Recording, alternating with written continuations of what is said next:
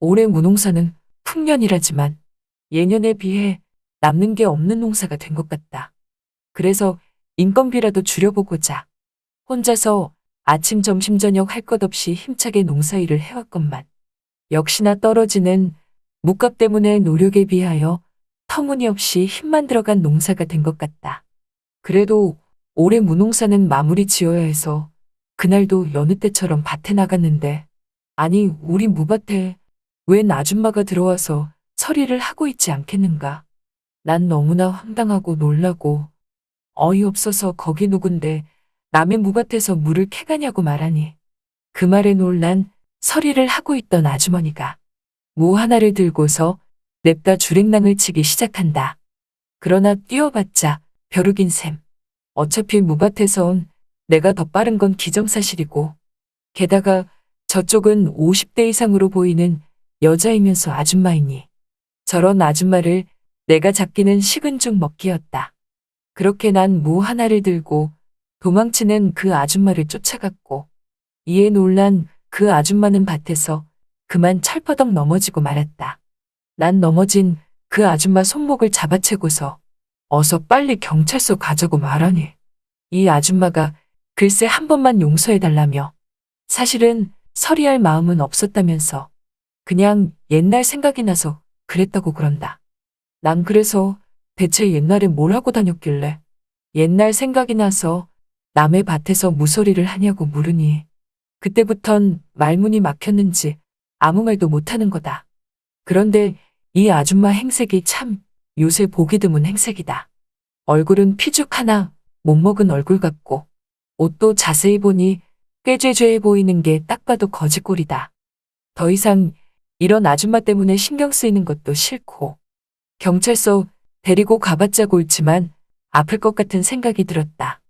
그래서 이 아줌마가 서리했던 우리 밥 물을 도로 뺐은 뒤 어서 그냥 가라고 했다.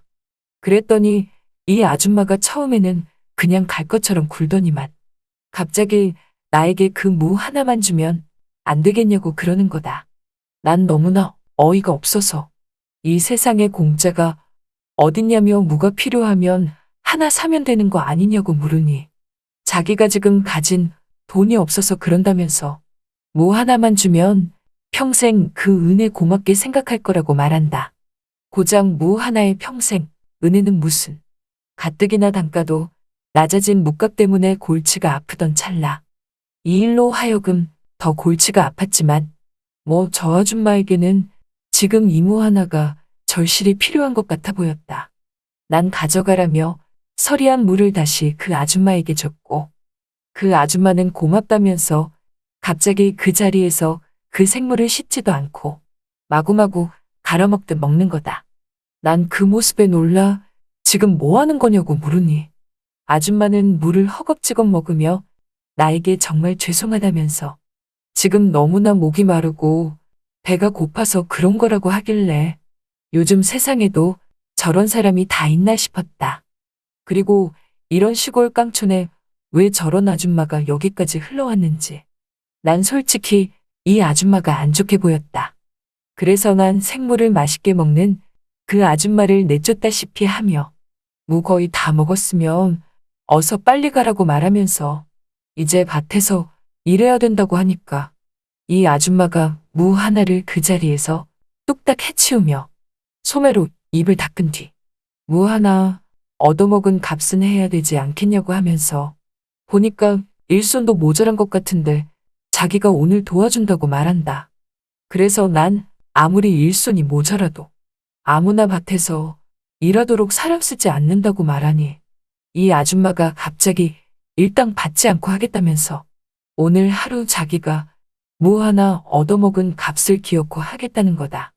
그래서 난 그 무 얼마 하나니 그런 생각 가질 것 없이 가던 길 가시라고 하니까 아니라면서 막상 갈 데도 없다며 갑자기 무밭에 앉아서 캐야 하는 무들을 하나씩 뽑아들어서 캐고 있다. 나보고 이런 식으로 하면 되는 거냐고 말하며 뽑아든 무들을 소쿠리에 담기 시작하는데 하는 거 보니 일은 잘하게 생겼다. 어차피 일손도 모자르겠다. 그냥 에라 모르겠다는 생각으로 이 아줌마랑 얼떨결에 일을 하기 시작했는데 보이는 행색처럼 피죽도 못 먹은 건지 힘들어하긴 했지만 뭐든 열심히 하려는 모습이 엿보였다. 그러다 보니 이 아줌마 뭔가 싶었다. 갑작스레 우리 밭에 와서 서리하다가 일까지 하다니. 난 점점 이 아줌마의 사연이 궁금했다. 대체 어쩌다가 지금 이 꼴로 여기까지 흘러왔는지. 어느덧 해가 지기 시작했고 오늘 할 일은 끝이 났다.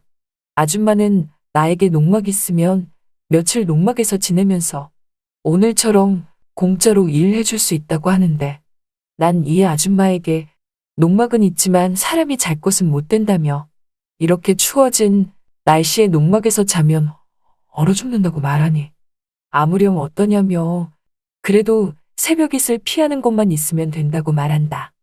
아니 요즘 세상에 저렇게 생각하는 아줌마가 다 있다니.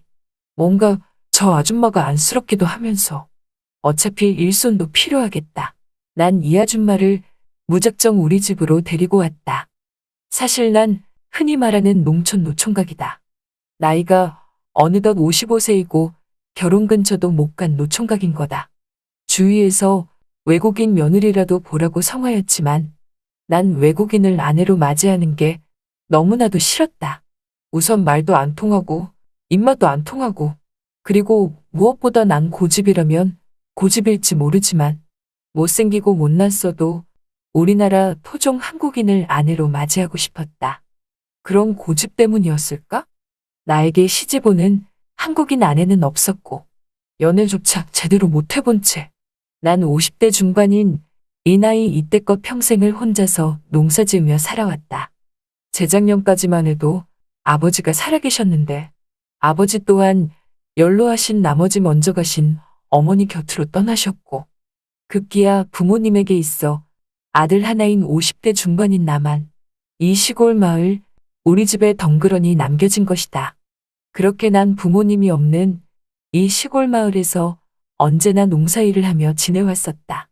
아무튼 그런 내가 이 아줌마에게 빈 방 하나가 있어서 방 하나를 내줬다.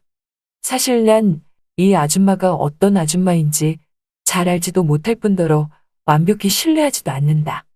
그도 그럴 것이 오늘 아침에 우리 무밭에서 서리까지 했으니 이런 아줌마를 믿는 건 더욱더 말이 안 된다고 생각했다.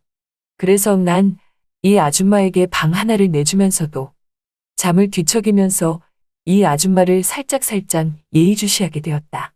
그렇게 그 아줌마를 한 번씩 그리고 조금씩 지켜보다가 이 아줌마가 머리를 감고 나왔는지 감은 머리를 털면서 나오다 숨어서 지켜보던 나랑 눈이 마주쳤고 내가 자기를 숨어서 보고 있다는 것에 놀란 나머지 갑자기 비명을 지르고 만다. 아니 내가 뭘 어쨌다고 내가 내 집에서 뭐 하나 지켜본다는데 이게 잘못된 건가 싶었다. 난 그 모습에 놀라서 나 또한 함께 비명을 질렀다. 그랬더니 이 아줌마가 갑자기 자리에 훅 하고 주저앉아서는 순간 나보고 자기 남편인 줄 알았다는 거다. 아니 남편이라니. 이 아줌마 남편도 있는 그런 사람인 것 같았다. 그래서 난 남편분도 있는데 왜 여기서 이러고 있냐고 물으니 갑자기 이 아줌마가 눈물을 흘리며 얘기하자면 너무나 길지만 한 가지 분명히 말씀드릴 수 있는 건 자기 남편은 자기를 아내로 생각을 안 한다는 거다. 그래서 난 그게 다 무슨 말이냐고 하니까 믿기 어렵겠지만 집안에 새아내가 들어왔다고 말한다. 아니 새아내라니. 그럼 그 집엔 마누라가 둘이냐고 물으니 그렇다면서 큰 마누라인 자기는 남편과 작은 마누라에게 이용만 당하고 무시만 당해서 그 집에서 나온 거나 마찬가지라 하는 거다. 그럼 그냥 당당히 이혼하고 헤어지면 되는 거 아니냐고 물으니 자기가 배운 것도 없고 가진 것도 없고 어차피 남편은 위자료 한 푼도 안 줄 게 뻔하다면서 치사하고 아쉽고 억울했지만 그래도 자기가 참으면 되겠지 하고 작은 마누라와 함께 그 집에서 살아왔다고 한다. 그 말을 들으니 너무나 어이가 없었다. 그리고 그 남편이라는 사람 참 대단하다고 느껴졌다. 누군 55세에 나이에 결혼 근처도 못 갔는데 누구는 마누라 둘씩이나 집안에 있다니. 그 아줌마는 계속 말을 이어나갔는데 한 번은 남편이 바다를 보러 가자고 해서 작은 마누라랑 다 같이 바다를 보러 갔는데 잠깐 바닷물에 발을 담그는 사이 그들은 차를 타고 사라졌고 잘 알지도 못하는 바닷가 마을에 이 아줌마만 그렇게 버려두고 갔다고 하는 거다. 그래서 혼자 집으로 다시 찾아갈까 했지만 왠지 마지막 남은 자존심같이 느껴졌고 그들은 어차피 이 아줌마를 내버려두고 갈 만큼 가족으로 여기지 않으니 이제부터는 혼자 살아가야겠다고 생각했다는 거다. 난 이 얘기를 들으면서 너무나 이해가 되지 않았다. 아니 무슨 바보도 아니고 왜 이렇게 당하고만 사는지. 사람이 너무나 착해 빠진 건가 싶었다. 얘기를 듣다 보니 내가 다 억울하고 내가 다 우라가 치밀었다. 난 당장 남편과 정정당당하게 이혼을 하시라고 말하니 어차피 이혼한 거나 마찬가지라고 그런다. 그게 또 무슨 말이냐고 물으니까 사실은 혼인신고도 안 하고 평생을 살아왔다는 거다. 그 말을 들으니 또 어이가 없었다. 아니 혼인신고도 안 한 사람을 한평생 지아비로 생각하며 살다니. 난 그럼 애는 있냐고 물으니 아들 한 명 있는데 오래전에 집을 나갔다고 그런다. 이렇듯 이 아줌마가 살아온 인생들을 들으니 이 아줌마가 안쓰럽고 참딱해 보였다. 아니 무슨 드라마에서나 볼 법한 일들이 현실 속에서 일어나다니. 정말이지 이 아줌마 인생이 제법 기구하게 느껴졌다. 그리고 어느덧 다음 날이 되었는데 이 아줌마가 좀처럼 일어날 생각을 안 한다. 난 그래서 피곤해서 그런가 보다 생각하고 그 아줌마를 깨우려고 하는데 몸엔 열이 가득하고 땀까지 흘리며 무척이나 아파 보였다. 난 괜찮냐고 하면서 병원 가야 하는 거 아니냐고 말하니 아니라면서 이렇게 좀 쉬면 괜찮을 것 같다며 미안한데 오늘 하루만 쉬고 내일부터 일하면 안 되냐고 그런다. 난 그래서 이 몸으로 무슨 일을 하냐며 몸조리나 잘하라고 하면서 난 집에서 나와 밭으로 갔다. 그렇게 밭으로 나가서 어제처럼 일을 하고 있는데 자꾸만 집에 혼자 남아있을 이 아줌마가 여간 신경이 쓰였다.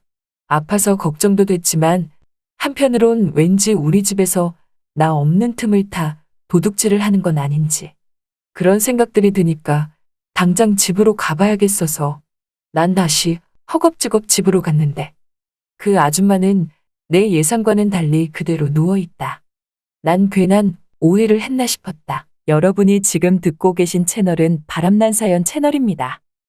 그리고 괜스레 아픈 저 아줌마에게 미안해졌다. 열이 좀 내려갔나 확인차 잠시 그 아줌마 곁으로 갔는데 그때였다. 아줌마가 갑자기 내가 다가오는 소리에 아픈 몸으로 스르륵 눈을 떴고 그 순간 섬광이 번쩍이듯 그 아줌마의 모습이 순백의 천사처럼 너무나도 아름다워 보였다. 그때부터였을까? 난 이 아줌마가 점점 여자로 보였다. 55세 나이에 시골에서 결혼 한 번 못하고 연애 한 번 못해본 내가 이 아줌마를 여자로 보기 시작한 거다. 아줌마는 다음날 쾌차하듯 아픈 몸을 훌훌 털고 일어났고 나와 함께 생활하면서 밭일을 해나갔다. 그리고 얼마 후 마을 사람들에게 소문이 퍼지기 시작했다. 내가 남모르게 혼인을 했다는 소문이었다. 난 그 소문이 진짜가 아니라고 말해도 마을 사람들은 믿어주지 않았다. 하루가 가고 이틀이 가고 한 달이 지나고 두 달이 지나도 이 아줌마는 여기가 제 집인 것 마냥 우리 집에서 떠나지 않고 그대로 머물러 있었다. 그리고 난 이 아줌마에 대한 마음이 더욱더 커져갔다. 괜스레 눈도 똑바로 못 마주치겠고 겉으론 무뚝뚝하게 대하지만 속으론 이 아줌마를 무척이나 좋아했다. 그런데 이런 내 마음을 티끌조차 모르는 건지 아무튼 이 아줌마가 우리 집에서 이렇게 평생 나와 같이 살 것만 같이 느껴졌다. 그런데 어느 날 갑작스레 나에게 이별을 고하는 이 아줌마. 그동안 너무나 고마웠다며 자기도 여기가 너무 편하고 좋은 나머지 눈치 없이 오래 있었다면서 이제 그만 떠나겠다고 말한다. 그래서 난 대체 어딜 갈 거냐며? 본집엔 작은 마누라까지 있지 않냐고 물으니 그 집으로 들어가지 않고 이제 자기도 남들처럼 평범하면서 사람답게 살고 싶다고 말한다. 여기에 머무르면서 삶에 대한 많은 생각을 하며 용기를 얻었다면서 이렇게 보잘것없는 자기 데리고 몇 달 동안 참고 있어줘서 고맙다는 거다. 그 말을 들으니 나도 뭔가 아쉬웠다. 이 아줌마를 더 잡고 싶었지만 그럴 수가 없었다. 왜냐면 연애 한번 못 해본 내가 여자 앞에선 완전 숙맥이니 말이다. 그렇게 다음날 이 아줌마를 떠나보내려고 마을에 있는 버스 정류장으로 이 아줌마와 함께 가던 중이었는데 읍내에 갔다 온 마을 아주머니 한 명이 나보고 어디 가냐고 묻는다. 그리고는 이내 잠시 내 귀에 대고 작은 목소리로 마누라가 생겨서 그런지 나보고 신수가 훤하다며 정말 보기 좋다고 그러는 거다. 보니까 마을 사람들은 죄다 내가 저 아줌마랑 결혼을 했다고 생각하는 것 같았다. 그런 오해들 때문이었을까? 나도 마을 사람들과 같이 동화된 듯 이 아줌마가 왠지 내 여자 같고 내 아내 같다는 느낌이 확 들었다. 그리고 여기서 이 아줌마를 보내면 영영 다시 못 볼 것만 같았다. 난 보따리를 싸들고 버스 정류장으로 가던 발걸음을 멈추고서 남자답게 이 아줌마 손을 확 잡아챘다. 그때 이 아줌마가 서리했을 때 손을 낚아챈 것처럼 말이다. 하지만 지금은 그때와는 다른 감정이고 다른 심정이다. 아줌마는 그런 내 행동에 놀라서 왜 그러냐고 했지만 난 아랑곳 안 하고 이 아줌마에게 내 속마음을 말했다. 그러지 말고 마땅히 갈 곳 없으면 여기서 함께 평생 살자고 말이다. 그러자 이 아줌마가 기다렸다는 듯 내 품에 와락 안겨버린다. 그리고 내 품에서 뜨거운 눈물을 흘리기 시작한다. 그렇게 하여 우리는 맺어졌다. 뒤늦게 마을에서 전통 혼례로 우리는 혼례도 치르고 각방이 아닌 한방에서 함께하게 되었는데 아내가 생겨서 그런지 매일매일이 새롭다. 정말이지 이런 내가 55년 동안 어떻게 참고 살았나 싶다. 그래서 그런가 아내와 함께하는 이 밤은 너무나도 짧기만 한 것 같다. 그리고 혼자서 밭일을 하지 않고 이렇게 아내가 생겨서 함께 밭일도 해내갈 수 있으니 뒤늦게 정말이지 힘들지 않고 외롭지 않다는 생각이 든다.